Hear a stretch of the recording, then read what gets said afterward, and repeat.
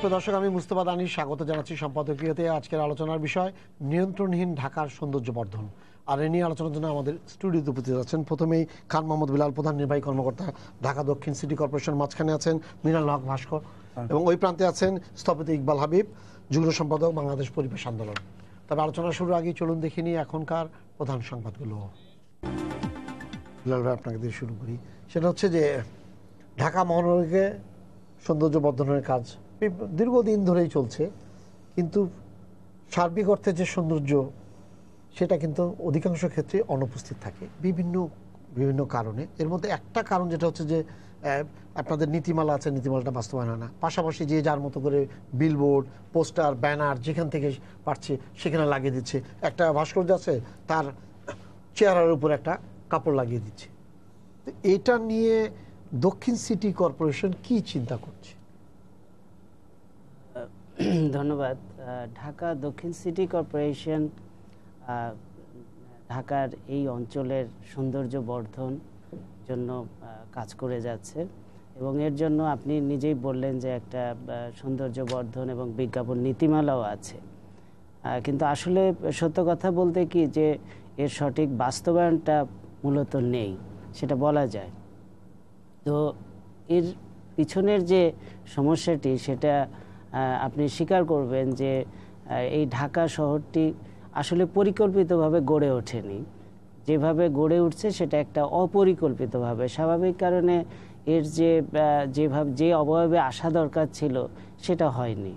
এবং প্রতিদিন ঢাকা শহরে প্রচুর লোকজন আসছে, এই প্রাণকেন্দ্র, অর্থনীতির প্রাণকেন্দ্র, স্বাভাবিকভাবে এটার একটা বাড়তি চাপও রয়েছে। তো এখানে দেখা যায় যে সৌন্দর্য বর্ধন করতে গেলে বেশ কিছু বিষয়ের সঙ্গে জড়িত হয়, যেমন এটার পরিষ্কার পরিচ্ছন্নতা, তারপরে এটার সাথে সংশ্লিষ্ট যারা নাগরিক আছে তাদের সচেতনতা, তাদের শিক্ষা, এরপরে রাস্তা ব্যবহার, ফুটপাত ব্যবহার, ফুট ওভারব্রিজ ব্যবহার, আন্ডারপাস ব্যবহার, এর সঙ্গে বেশ কিছু বিষয় জড়িত আছে। তো সৌন্দর্য বর্ধনের জন্য আমরা যে কাজগুলো ইতিমধ্যে করেছি, 2004 সন থেকে এটা মূলত শুরু হয়েছে, যে একটু পরিকল্পিতভাবে কিভাবে করা যায়। এর জন্য বেশ কিছু যারা খুব প্রমিনেন্ট যে সমস্ত সংস্থা আছে তাদেরকে নিয়ে আমরা চেষ্টা করেছি যে সমস্ত রাস্তা, ফুটপাত, তারপরে ডিভাইডার রয়েছে, সেগুলোকে কিভাবে দৃষ্টিনন্দন করা যায়। এবং দৃষ্টিনন্দন করতে গিয়ে যেটি সমস্যা হয় বিভিন্ন সময়ে, যে যারা এর সঙ্গে কাজ করে তাদের যে সমস্ত জিনিসপত্র থাকে সেগুলো অনেক সময় চুরি হয়ে যায়, বা তাদের যে সমস্ত এই দৃষ্টিনন্দনের জন্য, ডেকোরেশনের জন্য যে সমস্ত বিষয় থাকে সেগুলো যখন চুরি হয়ে যায়, সমন্বয়েরও একটা সমস্যা দেখা দেয়। তারপরে যেখানে সেখানে ময়লা, তারা তো সুন্দরভাবে এটাকে গোছগাছ করে ফেললো, সেখানে আবার ময়লার সৃষ্টি হয়ে গেল। তারপরে যেটি আপনি বললেন যে হঠাৎ করে কেউ এসে হয়তো পোস্টার, বিলবোর্ড লাগিয়ে দিচ্ছে, সেটাও সৌন্দর্য হানি ঘটছে। তো আমরা যে কাজটি করি, যে আমাদের লোক ফিল্ডে প্রতিনিয়তই কাজ করে যাচ্ছে, এবং সেটা করতে গিয়ে যেটা হচ্ছে যে সেখানে সকালবেলা হয়তো পরিষ্কার করে আসছে, দেখা গেল দুপুরবেলা আবার সেখানে ময়লায় ভরে গেছে। এটা মানুষের যেটা অভ্যাস, সেটাকে আমরা খুব একটা চেঞ্জ করতে পারছি না, এবং সেজন্য সচেতনতার একটা বিষয় চলে আসছে। এবং এর পাশাপাশি এটাকে রক্ষণাবেক্ষণ করার জন্য যে আমাদের সঙ্গে বা আরও যে সমস্ত সংস্থা রয়েছে তাদের সঙ্গে রেগুলার যে একটা যোগাযোগ করা, তারও একটা প্রবলেম এখানে দেখা দিচ্ছে। তো আমরা চেষ্টা চালাচ্ছি যে ঢাকা শহরের প্রধান সড়ক যেগুলেন রয়েছে, যেগুলেন দিয়ে সাধারণত যারা বিদেশি পর্যটক আসে বা যারা এখান দিয়ে চলাচল করে, তারা যেন অন্ততপক্ষে ঢাকা শহরটি যেভাবে ডেভেলপ করছে সেইভাবে সৌন্দর্যটাও যেন ডেভেলপ করে, তার একটা ব্যবস্থা করার জন্য। আচ্ছা, এবার আমি একটু মিনাল হকের কাছে যাই। ভাস্কর, আপনার অসংখ্য ভাস্কর্য অনেক জায়গায় আছে, আপনার অভিজ্ঞতাটা কি এই সৌন্দর্য বর্ধনের ক্ষেত্রে? আপনি তো চেষ্টা করছেন বিভিন্ন জায়গায়। আসলে নিউ ইয়র্ক সিটির বিউটিফিকেশনের দায়িত্বপ্রাপ্ত ছিলাম মিনিস্ট্রি থেকে, সিটি কর্পোরেশনের পক্ষ থেকে। বিশেষ কারণে ছিলাম যখন আমার সেই প্রবলেমটা ওখানে কাজটা কমপ্লিট হওয়ার পর আমি দেশে ফিরে আসি। প্রথমে শুরু করি কিভাবে ঢাকা শহর সাজানো যায়। আর এই জন্য হচ্ছে আমি দেশের ছেলে, এই দেশের প্রতি আমার দায়িত্ব আছে। তো আমার ওয়াইফ পড়ালেখা করছিল ওখানে, যে কারণে থাকতে হয়েছে। তারপরে দেশে ফিরে এসে আমি প্রথমে শুরু করি কিভাবে ঢাকা শহর সাজানো যায়। সবাই গল্প করে প্যারিস লন্ডন গেলাম, এই আছে ওই আছে, এরকম সুন্দর জিনিস। তো বাংলাদেশ থেকে যে যেন আরেকজন বিদেশে গল্প করতে পারে, বাংলাদেশে ঢাকা শহরে এই ধরনের জিনিস আছে। প্রথমে আমি সাউদার্নের সামনে একটা চেন দিয়ে অ্যান্টিক্স গাড়ি বানালাম।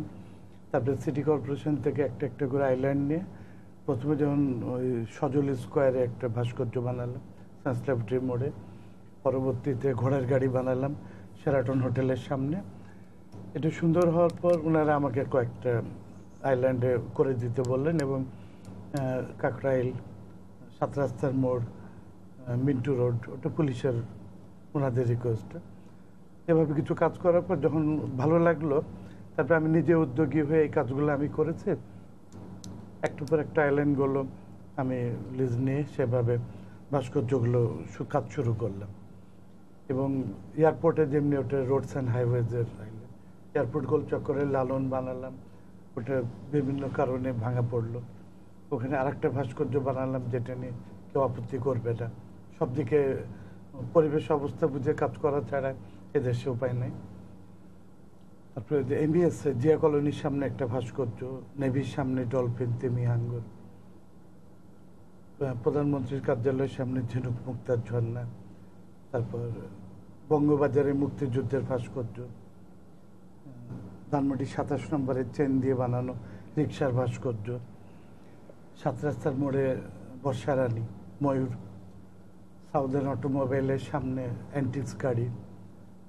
এভাবে যেখানে যেখানে করলে এটা সাধারণ মানুষের চোখে পড়ে। আমার কথা হলো যে সৌন্দর্যবর্ধন করবো ভিআইপিদের জন্য, ঠিক আছে। তার আগে যদি আমি রাস্তাঘাটে ভাস্কর্য নির্মাণ করে সবাইকে বুঝাতে না পারি যে এটা মূর্তি না, এটা ভাস্কর্য। মূর্তি হলো সেটাই যেটা হলো পূজা করা যায়, সরস্বতী, কালী, দুর্গা, বুদ্ধ, এগুলো মূর্তি। ওইটার উপরে কেউ খেপা আর একটা শিল্পকর্ম যেটাকে ভাস্কর্য, অপরাজেয় বাংলা, রাজস্বী, বর্ষারানী, এগুলো কিন্তু সৌন্দর্য বৃদ্ধির জন্য করা। আমাদের আর্কিটেক্টরা বড় বড় বিল্ডিং বানিয়ে পুরো ঢাকা শহরকে সিঙ্গাপুর বলেন আর নিউ ইয়র্ক সিটির মতো বানিয়ে দিচ্ছে। তার সঙ্গে যদি আমরা আরেক দিকে সৌন্দর্যবর্ধন না রাখি তাহলে এটা কিন্তু একটু চুন ছাড়া পান খাওয়ার মতো হবে, বেকআপ পারলাম। তো আমি এভাবে কাজ করে যাচ্ছি এবং সবই আমার ব্যক্তিগত উদ্যোগে পকেটের পয়সা দিয়ে করা। এখানে কিন্তু কারো কোনো হেল্প নাই। দেখা গেছে আমার একটাতে স্পন্সর আছে, বাকি 19টা কাজ ফাঁকা পড়ে আছে। তবু আমি করে যাচ্ছি যে সবাই ফ্ল্যাট কিনে, বাড়ি কিনে, ব্যাংকে জমাই। আমি সেটা না করে টাকাটা যেন মানে আমার শখ পূরণে ঢাকা শহরটা সাজবে। এবং এটা দেখা দেখি মফস্বল শহর, অন্যান্য মেয়র, এরাও বুঝবে যে আমার শহর আমি সুন্দর বানাবো। তারও একটা ভাস্কর্য করার উদ্যোগ নিচ্ছে, টেরাকোটা, মুরাল, এভাবে এটা ছড়িয়ে দিতে হবে। এবং যখন আমি একটা ভিক্ষুককে, একটা রিক্সাওয়ালাকে, দিনমজুরকে, লেবার, পিয়ন, এবার লোয়ার শ্রেণীকে যখন আমি কনভিন্স করব, তারা বুঝবে যে এটা আসলে একটা শিল্পকর্ম, কিন্তু পূজা করার কিছু নেই। তারা কনভিন্স হলে, তাদের মগজ দোলাই হলে, আর আমাদের ছাত্র ছাত্রী বা মধ্যবিত্তরা তো সবাই জানি যে এটা একটা সৌন্দর্যবর্ধনের জন্য করা, তাদের তো আপত্তি থাকে না।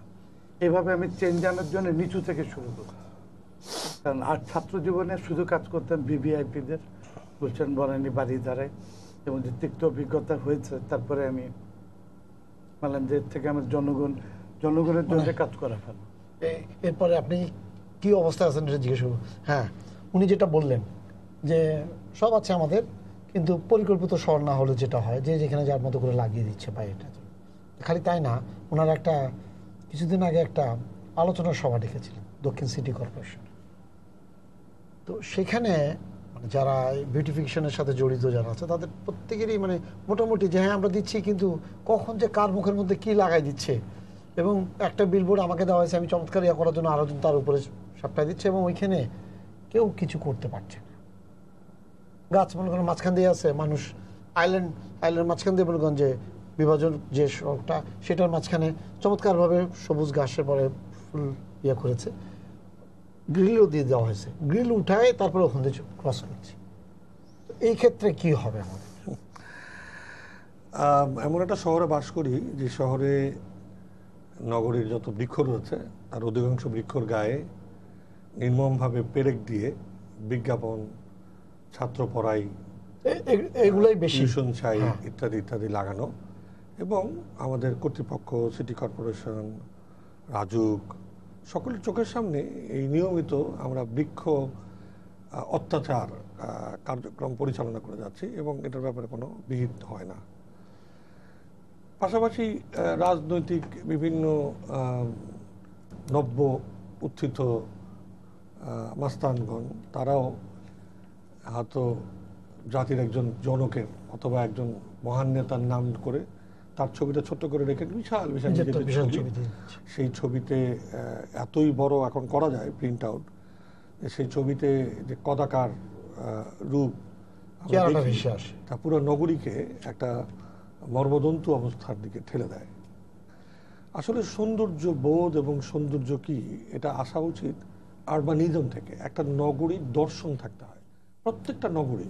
ঢাকার সৌন্দর্যের চরিত্র যা হবে চট্টগ্রামের সৌন্দর্যের চরিত্র তা হওয়ার কথা না, বগুড়ার চরিত্র তা হবে না, কক্সবাজারে আরেক ধরনের হবে। তো প্রত্যেকটা শহরের কিন্তু নিজস্ব ঐতিহ্য, শিল্প, সাংস্কৃতিক এবং সাংস্কৃতিক ঐতিহ্যের পাশাপাশি কিছু বিশেষায়িত গুণ থাকে, সেটাকে পরিস্ফুটন করা, ওই মানুষের আকাঙ্ক্ষাগুলোকে ধারণ করাটা হলো এই সৌন্দর্য বলতে যা বুঝি তার মূল কাজ। একটা বৃক্ষ, একটা ধরেন কথার কথা আমাদের ওই বঙ্গবন্ধু মিলনায়তন যেটা রয়েছে আগারগাঁতে, তার পাশে একটা বিশাল বটবৃক্ষ আছে, শিরীষ গাছ। ওই গাছটা একটা সৌন্দর্য হতে পারে। পৃথিবীর অসংখ্য দেশে একটা গাছকে মুরালের মতো করে আলো সংপাত করে তাকে সৌন্দর্য চমৎকারভাবে উপস্থাপিত করা হয়েছে। কখনো কখনো একটা স্থাপত্য, স্টুটগার্টে যেয়ে দেখবেন একটা স্থাপত্যকে আবরণ দিয়ে এটাকে স্কাল্পচার করে ফেলা হয়েছে। কিভাবে কি আপনি প্রজেক্ট করবেন তার একটা গুরুত্বপূর্ণ বিষয় রয়েছে। এখন সাংঘাতিক অনিয়ম আমাদের চলছিল, কিন্তু আমরা যে পারি তার প্রমাণ হচ্ছে তাকে দেখেন কত 5 মাসের ঘটনা। 2 মেয়র একসাথে সম্মিলিতভাবে সিদ্ধান্ত গ্রহণ করলেন, আমরা এই বিলবোর্ডের দৃশ্য দূষণের অত্যাচার থেকে নগরবাসীকে বাঁচাবো, অশ্লীলতার এই অত্যাচার থেকে নগরবাসীকে বাঁচাবো। দেখেন কি দৃঢ়তা, এই দৃঢ়তায় যারা এই ব্যবসার সঙ্গে সংযুক্ত লিগালি আইনগতভাবে তাদের সহযোগিতায় পুরো শহর থেকে কিন্তু তারা এই অন্যায় কাজটুকু সরিয়ে ফেলেছেন। তার মানে তারা যে পারেন, তাদের রাজনৈতিক সদিচ্ছা যদি থাকে, প্রবল আকাঙ্ক্ষা থাকে, জনগণ যে তাদেরকে কিভাবে সাহস দেয়, শক্তি দেয়, তার প্রমাণ কিন্তু গত 5 মাসে আমরা দেখলাম। এখন প্রয়োজন নীতিমালা। একটা নীতিমালা ছিল যেটা আপনি বলেছেন, সেই নীতিমালাটা আমি মনে করি যুগোপযোগী এবং নগর ভিত্তিক ছিল না।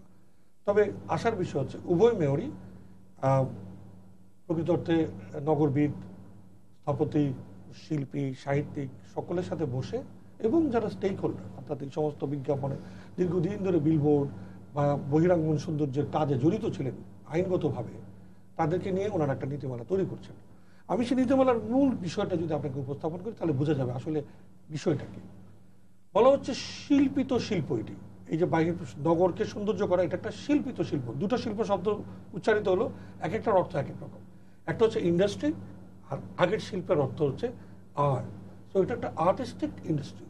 দ্বিতীয়ত, নগরীতে কোনো সৌন্দর্য বর্ধনই এখন থেকে শুধুমাত্র কোনো বিজ্ঞাপনের বিজ্ঞাপন হতে পারবে না, ব্র্যান্ডিং হতে পারবে না। আমরা মনে করি সেটা হতে হবে এই নগরের ব্র্যান্ডিং, হতে হবে পণ্যের ব্র্যান্ডিংয়ের পাশাপাশি এবং এই দেশের ব্র্যান্ডিং।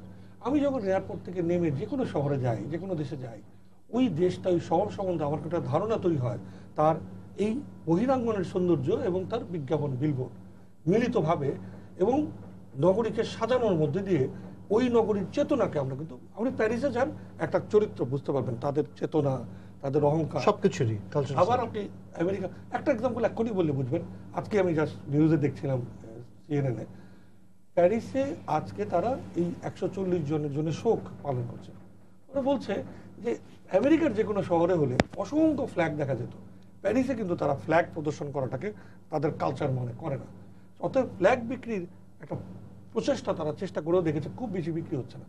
দেখেন তার মানে শহর ভিত্তিক মানুষের কিন্তু আলাদা চারিত্রিক চাহিদা। বৈশিষ্ট্য আছে। আমি মনে করি যে সেই জায়গাগুলো যতক্ষণ সৃষ্টি না হচ্ছে এবং সেটা যার তার উপরে না ফেলে এটি প্রশাসকরা বা ব্যুরোক্রেটরা করে ফেলবে বা মেয়র একা করে ফেলবে তা না।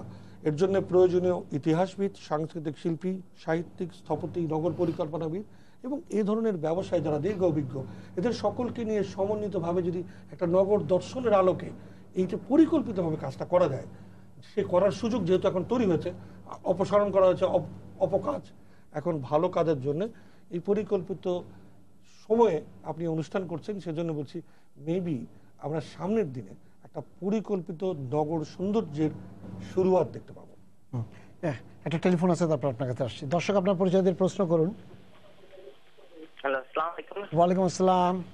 জি জি, আমার প্রশ্ন হলো যে ঢাকা শহরের রাস্তাঘাট গুলা ভাঙ্গা এবং দেখা যায় ময়লা আবর্জনা স্তূপ আছে, জি এইগুলা অপসারণ না করলে তো ঢাকার সৌন্দর্যটা বাড়ে না, বুঝছেন।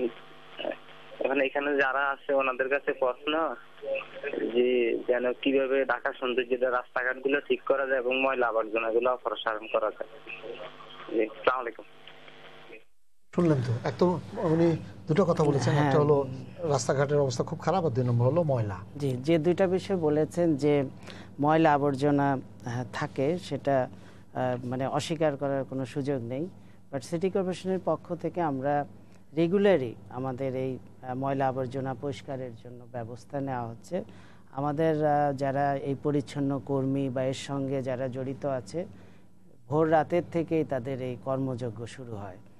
কিন্তু ঢাকা শহরের যে সমস্যাটি আমার কাছে মনে হয়েছে যে সেটা হচ্ছে যে রাস্তার পাশেই আমাদের কন্টেনার থাকে, কন্টেনারের মধ্যে কেউ ময়লা ফেলবে না, সবাই এসে বাইরে ফেলে যায়, এটা একটা সমস্যা। তো আমরা এখন চেষ্টা চালাচ্ছি যে আমরা রাস্তার পাশে আর কন্টেনার আমরা রাখতে চাচ্ছি না। এর জন্য আমরা একটু দূরে দূরে একটা সেকেন্ডারি সার্ভিস স্টেশন করতে চাচ্ছি, যে অন্ততপক্ষে যে রাস্তায় যেন কোনো ময়লা না আসে।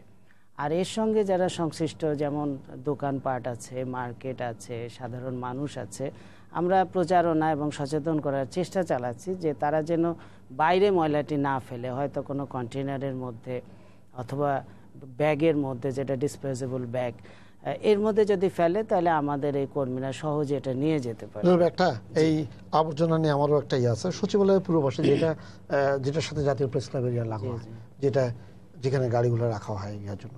কিন্তু খুব মজার ব্যাপার, ঠিক সেক্রেটারিয়েট এরকম একটা জায়গাতে প্রধান মানে দেশের প্রাণশক্তি যদি বলেন প্রশাসনের, তার ঠিক সেই পাশে এই রাস্তার উপরে একটা বিরাট কন্টেনার থাকে এবং 9টা থেকে 10টার মধ্যে এইটা পরিষ্কার করতে আসে। চারিদিকে সেটা ইয়া থাকে, শুধুমাত্র মানে একদিন ওই জায়গাটা পরিষ্কার থাকে, সেটা হলো ক্যাবিনেটের মিটিংয়ের দিন। আর বাকি দিনগুলোতে আমার মাথার ভিতরে ঢোকে না যে এত ময়লা নিয়ে চারিদিকে ছিল, এবং প্রত্যেকটা মানুষ সেক্রেটারিয়েটে ওইখান দিয়ে সব উঁচু পদের ইয়ে যাচ্ছে, সবগুলো গাড়ি আছে, নাক বন্ধ করে ওই দিকে ক্রস করছে। এইটাকে হটানোর কোনো ব্যবস্থা করা যায় না। বাস্তবতা হলো আমরা এই কন্টেনার নিয়ে আমরা খুব বিপদের মধ্যে আছি, যে আমরা এটা যে কোথায় রাখবো এর জন্য কোনো জায়গা নেই। যেখানেই রাখা যায় তাদেরই আপত্তি, প্রত্যেকেই, যে এটা এখানে রাখা যাবে না, হয়তো সরাই নিয়ে আরেক জায়গায় দেওয়া হলো, এটা এখানে রাখা যাবে না। এমনও হয়েছে আপনারা পুরান ঢাকায় দেখবেন যে রাস্তার মাঝে রেখে দেওয়া হচ্ছে, কোনো জায়গা নেই। তো এটার জন্য আমাদের মাননীয় প্রধানমন্ত্রীর নির্দেশনা রয়েছে যে আমরা এটাকে কি করে, এটাকে অন্য জায়গায় রেখে, মানে এমন একটা জায়গা সৃষ্টি করা যাতে করে রাস্তার মাঝে না থাকে এবং মানুষজন যেন ওইটার মধ্যে ফেলতে এসে বাইরে ফেলে না যায়। তো সেজন্য আমরা চেষ্টা চালাচ্ছি। আপনারা চমৎকারভাবে গাছ লাগানোর চেষ্টা করেছেন। কিছু জায়গায় দেখা গাছ আছে কিন্তু আস্তে আস্তে মরে যাচ্ছে, আবার কিছু জায়গায় হয়তো আগাছাগুলো পরিষ্কারই করা হচ্ছে না। হ্যাঁ, তো এই ব্যবস্থাপনাটা আপনারা কিসের মাধ্যমে করেন? অ্যাকচুয়ালি এটা 2004 সনের পর থেকে শুরু হয়েছিল এবং আমাদের প্রায় 124টা রাস্তা এই বিউটিফিকেশনের কাজ ছিল। ডিভাইডারের উপরে তারা মূলত সৌন্দর্য বর্ধনের একটা অন্যতম উপাদান হচ্ছে সবুজ বেষ্টনী করা, যে গ্রিন ঢাকাকে আমরা উপলক্ষ করেছিলাম এবং সেখানে প্রায় 75টা কোম্পানি এখানে কাজ করেছিল। কোম্পানি বলতে বিভিন্ন প্রতিষ্ঠান। তো আসলে এই সমস্ত প্রতিষ্ঠান খুব একটা তাদের সবাই ভালো করতে পারেনি। এর মধ্যে হয়তো 8-10টা প্রতিষ্ঠান আছে দায়িত্ব যারা ঠিকমতো পালন করে।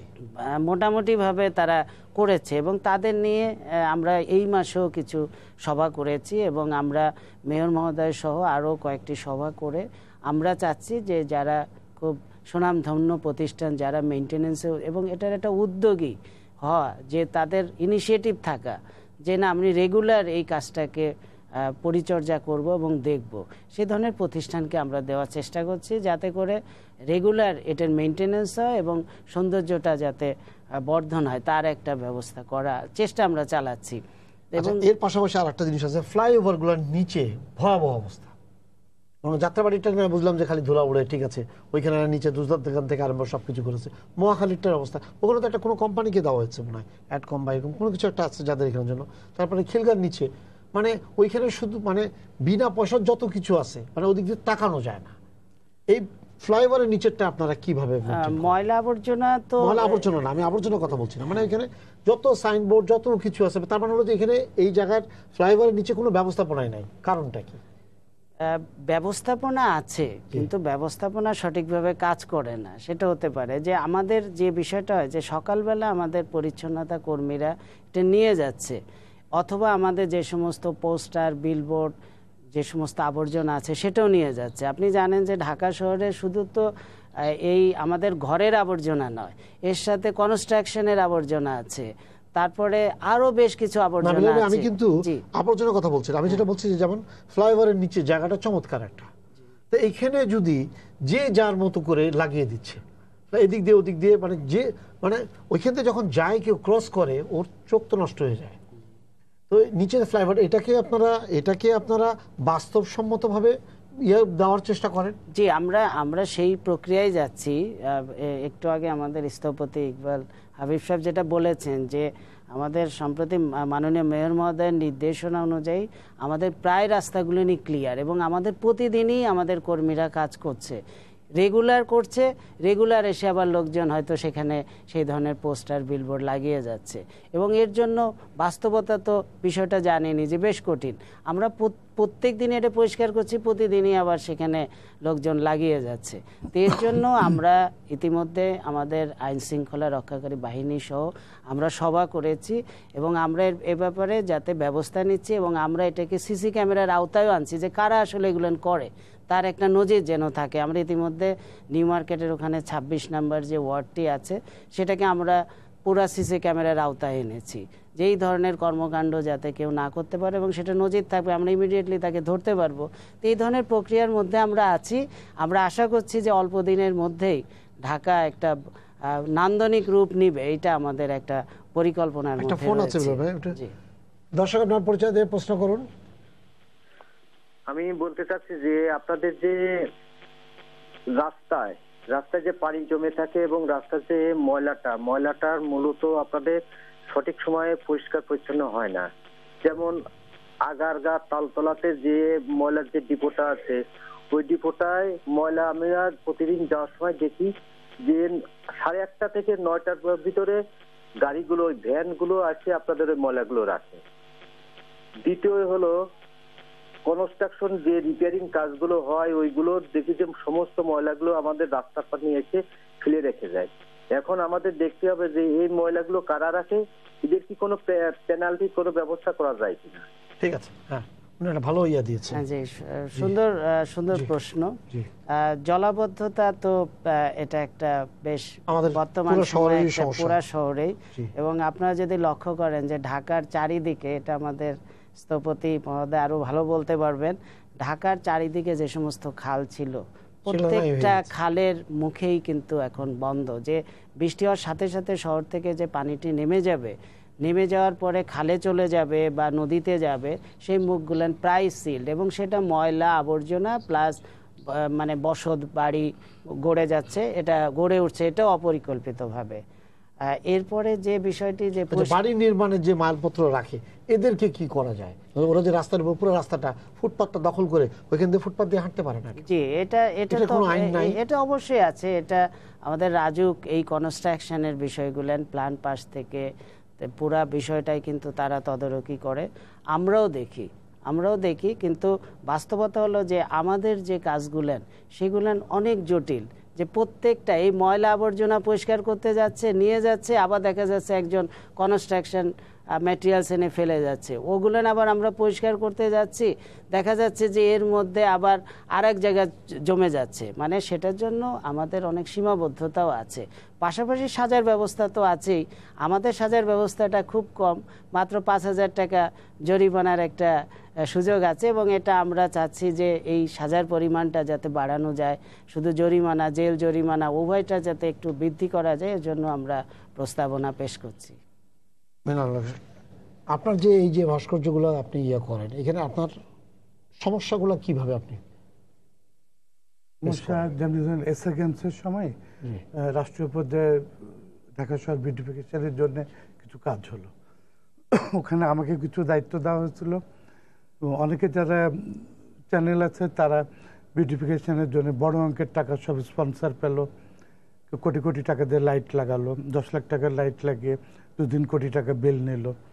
দেখা গেলো যাত্রার মতো, ওয়াজ মাহফিলের মতো লাইট লাগিয়ে হয়ে যাচ্ছে। আমার এয়ারপোর্টের ভাস্কর্যটাকে স্ক্রু দিয়ে ফুটা করে টেপ মেরে লম্বা মই দিয়ে উপর থেকে নিচ পর্যন্ত এমন টেপ মারলো, মেরে পুরাটা এখন ব্ল্যাক হয়ে গেছে। এই টেপ করতে গেলে আমাকে আবার সে মেশিন ভাড়া করে এনে উপরে উঠে এগুলো ক্লিয়ার করতে হবে। শেরাটনের সামনে রাজস্বিক ভাস্কর্য, এটা লাইট লাগানোর জন্যে, দূর থেকে লাইট দিলে ফোকাস দিলে সুন্দর লাগবে, তা না করে এই আউটলাইন দিয়ে যদি এভাবে লাইট দেওয়া হয় হাস্যকর একটা বস্তুতে রূপান্তর হয়। এবং টেপ মেরে মেরে স্ক্রু মেরে পুরো ভাস্কর্য স্ক্রু মেরেছে, এবং মেরে পুরো পাটা এগুলো ফেটে ফেটে ফেটে গেছে। এটা নিয়ে বাধা দিতে যে আমাকে অনেক বড় মহলের এটা করেছে কি দেখেন, এসএ গেমসের সময় কারা লাইট লাগিয়েছে, তারপরে আর একটা যে অকেশন গেল কি গেমস, এখানে কারা বাতি দিয়ে লাইট লাগিয়েছে। আমাকে বলতে পারতো এটা বিউটিফিকেশন করেন, আমাকে না বলে তারা ঘোড়ার বডিতে স্ক্রু মেরে মেরে ওটা ফাইবার গ্লাসের নষ্ট হয়ে গেছে, ফেটে গেছে, ক্ষতিপূরণ তো কেউ দিবে না।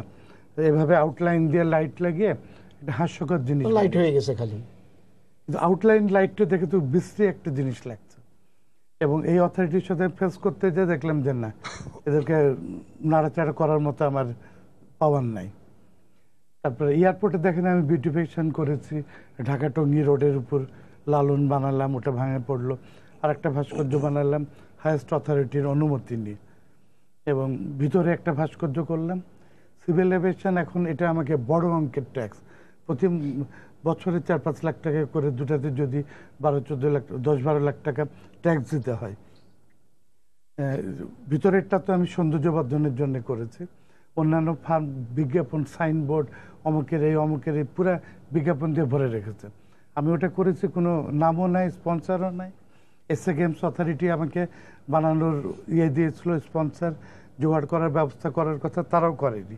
আমি নিজের পয়সা দিয়ে 1.5 কোটি টাকা খরচ করে এয়ারপোর্টের ভিতরের ভাস্কর্যটা বানানো। তারা কেস টেস করে আইন আদালত অনেক দূর গেছে। আমি যদি বিউটিফিকেশন করতে যেয়ে সিভিল এভিয়েশন ওটা কয়েক কোটি টাকা দিয়ে বানানোর কথা ছিল, পরে বানায়নি দেখে এসএ গেমস অথরিটি অনুমতি দিয়েছে, আমি বানিয়েছি।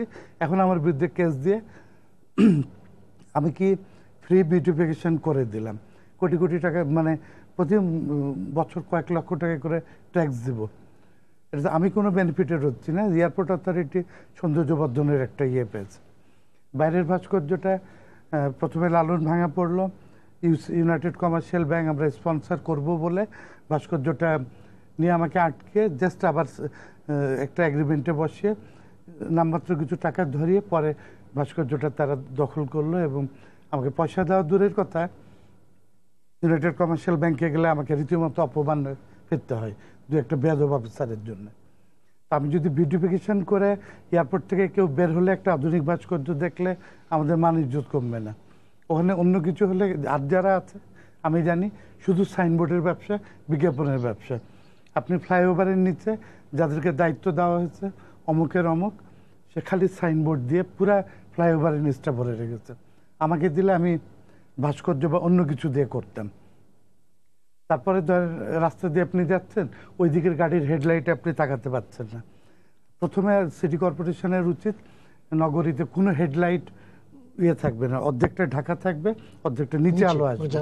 উপরে এটার কারণে অনেক অ্যাক্সিডেন্ট হচ্ছে। স্পিড লিমিট একবারে নির্ধারণ করে দেওয়া উচিত, এর বেশি স্পিডে গাড়ি চলতে পারবে না। যে ক্যান্টনমেন্টে দেখেন একটু বাড়লেই একবারে জরিমানা। তো ঢাকা সিটিতে ওনারা উদ্যোগ নিক, অ্যাক্সিডেন্ট বন্ধ হয়ে যাবে। অমুক ল কলেজ, অমুক তেলাপোকা মারা হয়, অমুক ডিগ্রি কলেজ শিক্ষক দেওয়া হয়, শিক্ষক নেওয়া হয়, বিভিন্ন ওয়ালে ওয়াল রাইটিং করে ভরে ফেলেছে। সিটি কর্পোরেশনের উচিত যে কোনো ওয়ালে যাদের বিজ্ঞাপন থাকবে প্রতিটা বিজ্ঞাপন ওয়াল রাইটিংয়ের জন্য এত করে জরিমানা, প্রতিটা পোস্টারের জন্য 50 টাকা জরিমানা। ওনারা 4টে ম্যাজিস্ট্রেট নিয়োজিত করে দিক। ঢাকা শহরের পোস্টার অপসারণ হলে শহরের চেহারা এমনি সুন্দর হবে। আমি ঘোড়ার গাড়ি বানিয়েছি, যে দেখি এপারে ওপারে সব দিকে ঢাকা, ওটা যে আসলে কি ছিল কেউ বলতে পারবে না। খুলতে লোক পাঠিয়েছি, হাত পা বেঁধে এই করে আটকে রেখেছে, সারাদিন মেরে ফেলবে। আমি কোনো মতে ওদেরকে ছাড়িয়ে আনতে পারি না। কেন ওটা খুলতে গেছে, খোলা যাবে না, এটা থাকবে, এবং প্রভাবশালী তাদের এই কিছু বলার নাই। এভাবে আমার প্রতিটা ভাস্কর্যে 7 রাস্তার মোড়ে ময়ূরে উনি যেটা বললেন ওইভাবে ব্যানার ট্যানার দিয়ে পুরাটা ভরা।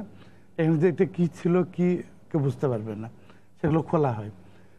পুলিশ বাহিনীর কাছে হেল্প চাইলে ওনাদের সামনে থেকে, আমার প্রধান বিচারপতির বাড়ির সামনে কাকরাইল গোল চক্কর থেকে ভেঙে ইট টিট উঠিয়ে নিয়ে চলে যাচ্ছে। ওখানে যারা পুলিশ ডিউটিতে থাকে বলার পরে গরিব মানুষ নিচ্ছে, মানে আমার সোলিং ভেঙে সোলিং করে গেছে দিনে, রাতে উঠিয়ে নিচ্ছে। তারা যদি এই উত্তর দেয় গরিব মানুষ নিচ্ছে কি করবেন, 2 পয়সা পাবে। আমার লালন মতিঝিলে বক পাখি ভাঙার পর জিডি করার পর কি হলো, একদিন ডিউটি পড়লো, পুলিশের গাড়ি ঘুরলো, চলে গেল। তো এইভাবে হলে তো আসলে করাটা মানে খুব, এবং পুরা শহরের বিউটিফিকেশন কিন্তু আমি যে সারা বাংলাদেশে যে কাজগুলো করি কিছু লাভ থাকে, ওই পয়সাটা দিয়ে আমি ঢাকা শহর সাজাই। আমি চাই যে আরও আর্টিস্ট এগিয়ে আসুক, সবাই জায়গা অনেক আছে, এটার জন্য আইল্যান্ড লাগে না। সবাই কিছু কিছু বিউটিফিকেশন করলে আর্কিটেক্টরা আর্টিস্টরা আন্তরিকভাবে করতে হবে, ব্যবসায়িক সেন্সে না, তাহলে মনে হয় যে সৌন্দর্যটা বাড়বে। এবার লাস্ট পর্দা আছে, আপনি বলেন। উনি ওনার কথাগুলো শুনলেন তো, কিভাবে হাতে ফোঁটা করছে, এটা করছে, আমার কেউ কিছু বলে পেশি শক্তি আছে। প্রথমে যেটা বলতে চাই যে সিটি কর্পোরেশনের সিইও সাহেব আছেন, আসলে দর্শকরা যে প্রশ্নটা বারবার করছে, যেটা হয়তো সিইও সাহেব অন্য প্রসঙ্গে চলে গেলেন, সেটি হচ্ছে আমাদের সড়কগুলো যখন গর্ত থাকে, আমাদের সড়কের পাশে আবর্জনা বর্জ্য ব্যবস্থাপনা না থাকার কারণে বর্জ্যের স্তূপ থাকে, আমাদের বিভিন্ন জায়গায় নিয়ন্ত্রণহীনভাবে অবৈধ সব স্থাপনা, অবৈধ সব অমুকের অফিস তমুকের অফিস, দখলদারিত্বের বাণিজ্য হয়, ফলে যে অসুন্দরতা তৈরি হচ্ছে, সেটার ব্যাপারে আপনারা কি করছেন, সেটা ছিল প্রশ্ন দর্শকদের। জলাবদ্ধতা নিয়ে কিন্তু দর্শকদের প্রশ্ন না, জলাবদ্ধ আরেকটা সমস্যা, কিন্তু এই যে প্যাথহোল তৈরি হওয়া, বিভিন্ন লোক একের পর একটা কোনো রকম করে করা হলো একটা সড়ক, পর মুহূর্তে সেটাকে আবার ভাঙাচোরা করে অসহনীয় অচলাচল যোগ, মানে চলাচলের অযোগ্য একটা অবস্থা কিন্তু নগরীতে এই মুহূর্তে বিদ্যমান। নগরীর মেয়ররা প্রায় 5-6 মাস হয়েছে, সকলেই অপেক্ষায় আছে কখন এই নগরীর এই সড়কগুলো আবার মোটামুটিভাবে পুনর্গঠনের কার্যক্রমটা শুরু হবে, হয়তো শুরু হবে। সেই বিষয়ে আমাদের সৌন্দর্য হানির জায়গাটাও কিন্তু তাদের বারবার প্রশ্ন। আপনি বারবার প্রশ্ন করছেন, সেই জায়গাটা বুঝতে হবে। হানিফ ফ্লাইওভারের নিচে, হানিফ ফ্লাইওভারের যে পানি পড়বে, সেই ছিদ্রগুলোতে পাইপ না থাকার কারণে ওইখান দিয়ে পানি পড়ে পড়ে গর্ত হয়ে তার নিচের পুরো সড়কটা ফ্লাইওভার করা হয় আরেকটু নিচের সড়কের আরেকটা ডাবল আপ করার জন্য। এখন আমি উপরে সড়কটা বানিয়ে নিচের সড়কটা ধ্বংস করে ফেলবো? এবং এই যে অপরিষ্কার, অব্যবস্থাপনা, অকার্যকর করে ফেলা নিচের অংশটুকু, সেটা নিয়ে কিন্তু ওই অসৌন্দর্যের জায়গা বলা। আসলে সৌন্দর্য অসৌন্দর্য এটার সংজ্ঞায়িত করার ব্যাপারটা আমি আগের বার বলার চেষ্টা করলাম। আর পাশাপাশি এটা মনে রাখা দরকার, একটি নগরী পরিষ্কার পরিচ্ছন্নতা থাকাটাও কিন্তু প্রথম শর্ত সৌন্দর্য। তারপরে না আপনি এর মধ্যে স্কাল্পচার বসাবেন, না গাছ লাগাবেন বা হোয়াটএভার। আমরা পরিষ্কার পরিচ্ছন্নতার জায়গায় বর্জ্য ব্যবস্থাপনায় সাংঘাতিকভাবে দুর্বল অবস্থায় রয়েছে। আমাদের বর্জ্য ব্যবস্থাপনা হচ্ছে ফেলে দেওয়া। আপনি অনেকক্ষণ শুনলেনও নিশ্চয়ই, সিইও সাহেবের কথাও শুনলেন। আমরা আবর্জনা ফেলছি, আবর্জনা তো ফেলার কথা না, আবর্জনা আহরণ করার কথা। অর্থাৎ বর্জ্যকে তার উৎস থেকে আহরণ করে একটা ব্যবস্থাপনার মধ্যে, যেখানে তার পরিশোধন হবে বা প্রক্রিয়াজাত হবে, সেই জায়গায় নিয়ে যাওয়া।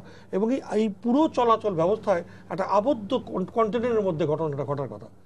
বর্জ্যকে উন্মুক্ত কতগুলো ভ্যান গাড়িতে করে এগুলি নিয়ে ফেলে দেওয়া হয়। এই ফেলছে কি জনগণ? ফেলছে কিন্তু সিটি কর্পোরেশনের ব্যবস্থাপনার মধ্যে ফর্মাল আর ইনফর্মাল আছে। ইনফর্মাল লোকগুলোই ওটা ফেলছে। তারপরে স্ক্যাভেঞ্জাররা যাচ্ছে, টোকাইরা যাচ্ছে, গিয়ে এর মতো বাছাই করে পলিথিন ওই বোতল বের করছে এবং মেডিকেল ওয়েস্টের সিরিঞ্জও বের করছে। এই যে পুরো কার্যক্রম, এটা কিন্তু ওনাদের অগোচরে না, নাকের ডগায় হচ্ছে। এই পুরো পরিস্থিতির কারণে কেউই কন্টেনার অথবা ট্রান্সফার স্টেশন তার বাড়ির আশেপাশে চায় না। পুরো ব্যবস্থাটা একটা সিস্টেমের মধ্যে আনেন, সকলে বলবে আমার এলাকায় ভাই দুটো করেন। আর আরেকটা হলো কি, উদ্যোগ নিলে যে হয়, আমরা তো মেয়রদেরকে দেখছি এখন ওনারা ট্রান্সফার স্টেশনের জায়গা চাচ্ছেন, বিভিন্ন সংস্থা থেকে সেই জায়গা নিতেও পারছেন। আসলে কেউ কখনো উদ্যোগগুলি নেয়নি। আমরা নির্বাচন করেছি, নির্বাচিত মেয়র এসছে, এখন তারা করবেন। এখন আমরা পুরনো ওই গত আর শুনতে চাই না। আর পাশাপাশি সৌন্দর্যের সংজ্ঞার ওই জায়গাটুকু মনে রাখতে হবে, নগরীর ধনী দরিদ্র সকলের জন্য উন্নয়ন নিশ্চিত যতক্ষণ না করবেন ততক্ষণ এই নগরীর সুন্দর নগরী হতে পারেই না। ইনজাস্টিস যে নগরীতে থাকবে ইন টার্মস অফ ডেভেলপমেন্ট, এই নগরীতে অসংখ্য মানুষ হেঁটে চলে, সেই হেঁটে চলার পথগুলো পর্যন্ত পরিষ্কার না, কোনো ফুটপাতে হাঁটা যায় না, কোনো ফুটপাত দখলমুক্ত রাখা যায় না, কোনো ফুটপাত চলাচল যোগ্যতা হারাই ফেলছে। আপনি যদি ধানমন্ডি এলাকাতে যান, যেটা সবচেয়ে পশ বলতে পারেন, সেখানে ফুটপাতগুলো এমনভাবে করা, ধাপ করে নামবেন, ধাপ করে উঠবেন। এই যে ফুটপাত যে মসৃণভাবে উঠানামা, পৃথিবীতে এত দেশে আপনারা যান, কোনোদিন দেখেছেন ফুটপাত ধাপ করে নামে আর ধাপ করে উঠে? আমরা এই জায়গাগুলো সব কিছু মিলিয়ে একটা পরিকল্পিত সৌন্দর্যের জায়গায় যেতে চাই। দুই একটা ব্যানার ফেস্টুন লাগিয়ে, দুই একটা স্কাল্পচার করে, দুই একটা মৃণাল সেনের স্কাল্পচার দিয়ে নগরীর সৌন্দর্য হবে না। যারা এটা ভাবেন তারাই আসলে নগরীর সৌন্দর্য হানির প্রথম আসামি। শেষ পর্যায়ে আছে আপনার, মানে নতুন বছরে আগামী ইংরেজি আপনি আমাদেরকে দক্ষিণ সিটি কর্পোরেশনের প্রধান নির্বাহী হিসেবে কি দেওয়ার আশা করছেন? যেটি উনি বললেন যে আসলে বর্জ্য ব্যবস্থাপনা আছে, তার অব্যবস্থাপনা কিছু থাকতে পারে, যে সিস্টেমটা পুরোভাবে হয়তো কাজ করে না, তার জন্য অনেক সীমাবদ্ধতা আছে। আপনারা তো স্বীকার করবেন যে গত কুরবানির ঈদে আমাদের 18,000 মেট্রিক টন বর্জ্য আমাদেরকে অপসারণ করতে হয়েছে 3 দিনের মধ্যে, এবং কিছু কাজ হয় বলেই তো মানুষ কিছুটা হলেও স্বস্তিতে আছে।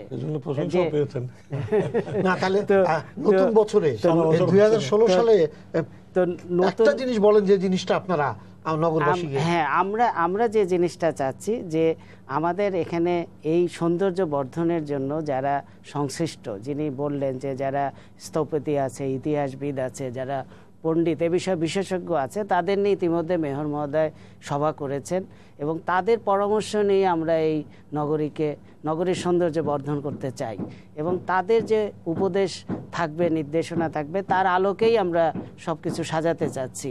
আমাদের নতুন হিসাবে যেমন বিলবোর্ডের হিসাবে আমরা কয়েকদিন আগে একটা নতুন প্রযুক্তি দেখেছি, যে ডিজিটাল প্রজেকশন, যেটা হয়তো আপনারা হয়তো লক্ষ্য করেছেন যে আমেরিকার ম্যানহাটনে টাইম স্কোয়ারে আছে, যে এটা শুধু প্রজেকশনে, যে একটা বিল্ডিং এর গ্লাসের উপরেই থাকতে পারে, তাতে হচ্ছে যে নতুন কোনো আলাদা স্ট্রাকচারের তৈরি হচ্ছে না। ম্যানহাটনে সম্ভব, সারা নগরীতে করা মানে আপনি অ্যাক্সিডেন্ট তৈরি করবেন, এবং এটা সব জায়গায় না, দৃষ্টিকে যিনি গাড়ি চালান তাকে সাংঘাতিকভাবে ডিস্টার্ব করবে।